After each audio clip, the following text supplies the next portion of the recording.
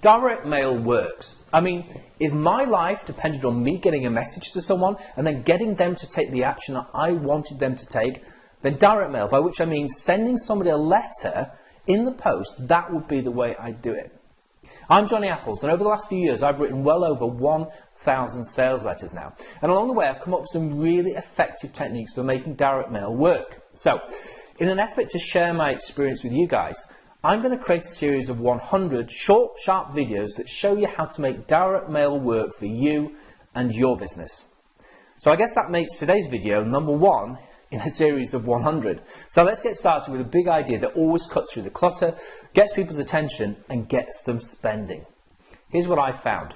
I found that if you send someone some real money, it always gets their attention. And because money often burns a hole in someone's pocket, it can get them into spending mood too.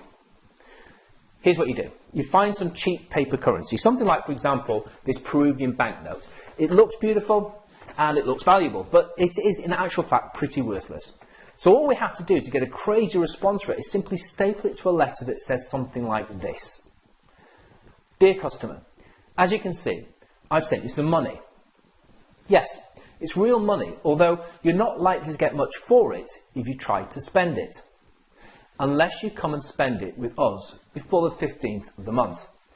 Because until 5 PM on the 15th, the exchange rate at our business will be £1 for every intis.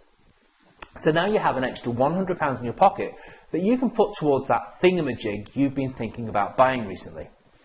The concept, I think, is fairly self-explanatory, don't you? You buy cheap currency and you give it your own temporary exchange rate to change its value to the discount you want to offer to get them to buy now. For example, I've used an exchange rate of £1 per intis when selling office furniture, which makes this worth 100 quid. And then I've used £10 per intis when selling boats, which makes this worth £1,000. Believe it or not, fancy foreign currency is often cheaper to buy over the counter at the bank than having colourful vouchers printed. And on top of that, I found that whilst many people, mostly men in fact, don't like redeeming vouchers, they positively revel in the idea of spending worthless banknotes at a ridiculous exchange rate whilst they can. Video number 2 is coming real soon. I'm going to show you how you can use half a £5 note, yes, a real half £5 note, to get through to previously impossible to reach decision makers.